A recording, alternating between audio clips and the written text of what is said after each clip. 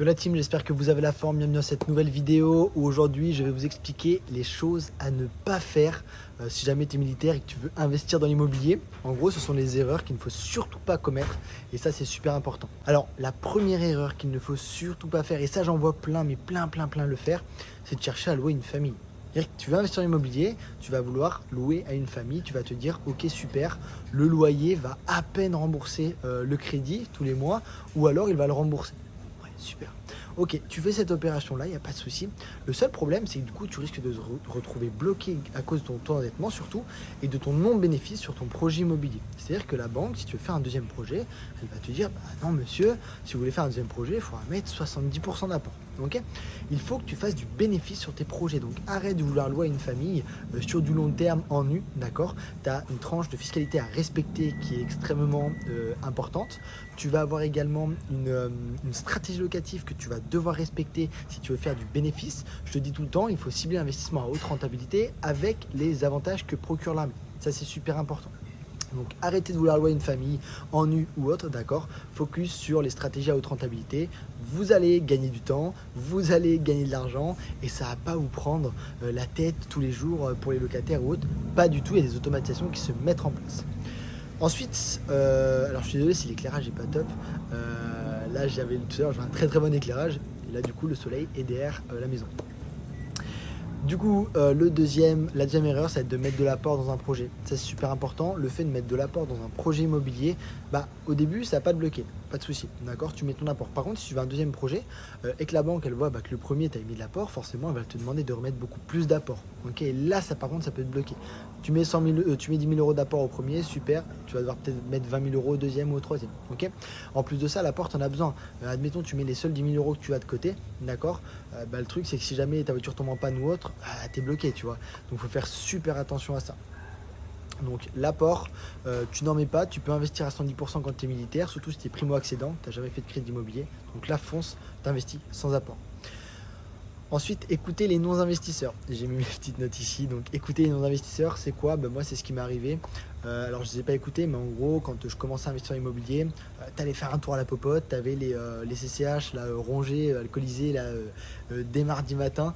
Donc, en gros, tu les écoutes, ils t'expliquent tous comment investir dans l'immobilier. En fait, c'est ces personnes-là que je te dis qu'il faut éviter. Toutes les personnes qui vont me dire ouais, investis comme ça, ouais, non, n'investis pas, t'as vu les taux, machin, ce sont des personnes qui n'ont jamais investi en immobilier, qui n'investiront jamais dans l'immobilier. Et même si jamais ils ont investi en immobilier, c'est peut-être pas les bonnes méthodes qu'ils ont appliquées. Okay, donc focus-toi sur toi, ce que tu as envie et surtout n'écoute pas les autres, c'est super important. Écoute ceux qui ont déjà investi, ceux qui te ressemblent au maximum, ceux qui ont déjà des patrimoines, ceux qui sont déjà rentiers, qui vivent de l'immobilier, etc. En fait, écoute ceux à qui toi tu veux ressembler, le même mode de vie, etc. Donc c'est super important. Ensuite, foncer sans se former. Alors ça, bien sûr, je le dis tout le temps, même dans les stories ou autres. Les gars qui vont se lancer en immobilier sans se former, mec, en fait, tu joues avec 150, 200 000 euros. Donc si tu perds ne serait-ce que 10% de 100 000 euros, tu perds déjà 10 000 euros. C'est énorme, tu vois. Une erreur dans l'immobilier, tu vas perdre énormément d'argent. Et même si tu perds pas d'argent et que tu penses que ouais, j'ai pas perdu d'argent, super, mais peut-être que tu as fait des erreurs qui vont te faire perdre de l'argent ou alors tu aurais pu gagner de l'argent. Tu vois, moi je vais te dire une erreur que j'ai faite. Il y a un projet immobilier, j'ai négocié le projet, j'ai pas demandé de différer, d'accord. Le différé, c'est une période pour laquelle tu payes pas ton crédit. En gros, j'aurais pu faire 72 000 euros en 3 ans net en trésorerie pour pouvoir réinjecter dans un autre projet.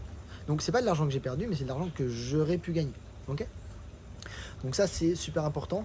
Pareil, vouloir aller beaucoup trop vite, ok, tu peux te former, mais si tu vas super vite, tu vas louper des étapes, c'est sûr. Le but d'un investissement immobilier, c'est vraiment d'être carré et de faire chaque étape pour réussir ton projet. Ok, mais vraiment, je suis en train de me faire démonter par les moustiques. Faire vraiment chaque étape de A à Z, ok, même les tout petits trucs.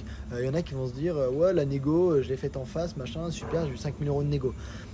On a des gars dans les accompagnements qui font du 55 000, 60, 70 000 euros de négociation, ce qui est énorme. Et en fait, si jamais tu n'as pas les bonnes techniques de négociation, pareil, là tu vas perdre de l'argent. Tu vois, si jamais tu n'as pas les bonnes techniques pour le crédit immobilier, tu vas perdre de l'argent. Si jamais tu n'as pas les bonnes techniques pour rechercher un bien, tu vas perdre de l'argent. Si tu n'as pas les bonnes techniques pour rechercher un bien alors que tu es en mission, tu vas perdre du temps. Tu vois. Et en fait, tout ça, c'est des erreurs qui vont s'accumuler. Tu vas pas forcément le voir, mais finalement, tu vas avoir un projet qui va être nul. Et c'est pas compliqué d'acheter un bien immobilier. C'est-à-dire que demain, tu vas voir la banque, elle te donne ta capacité d'emprunt, tu trouves un projet dans la tranche, terminé, hop, tu fais ton projet, nickel. Voilà, tu es propriétaire. Par contre, ce qui est plus dur, c'est de pouvoir réenchaîner. Si ton but, c'est juste d'avoir un bien immobilier, de faire style, t'es propriétaire, ça te rapporte pas d'argent, et puis dans 25 ans, tu pourras soit commencer à toucher un peu de rente, ou alors tu pourras le revendre. Ah oui, dans ce cas-là, achète juste un truc et basta. Par contre, si ton but, c'est d'acheter, de pouvoir avoir des compléments de revenus tous les mois, hein, c'est pas compliqué, mais tu peux les avoir, des compléments de revenus tous les mois, de pouvoir par la suite vivre de l'immobilier, être rentier, faire des achats-reventes à plusieurs gros chiffres, etc. Bah là oui, focalise-toi sur de bonnes stratégies, tu vois, et focalise-toi sur ce qui va te faire gagner énormément d'argent, d'accord? Donc voilà, quand tu es militaire, faut que tu cibles l'investissement en haute rentabilité avec les avantages que procure l'armée. C'est très important. Tu as beaucoup d'avantages qui ne sont pas dits à l'armée. Et je ne sais pas pourquoi d'ailleurs. C'est encore, je pense, trop sous-coté. Voilà, tu as beaucoup d'avantages qui procure l'armée pour investir dans l'immobilier massivement et vivre de l'immobilier. Donc si jamais tu es militaire et que tu veux investir de manière rentable, si tu veux générer plus de 500 € de bénéfices nets dès le premier mois de mise en location, tu as juste à cliquer sur le lien en description, c'est totalement gratuit. Et n'hésite pas à rejoindre le groupe Facebook également, totalement gratuit, on va t'apprendre énormément de choses. J'espère que cette vidéo t'a plu, je te dis à bientôt dans une nouvelle vidéo. Ciao.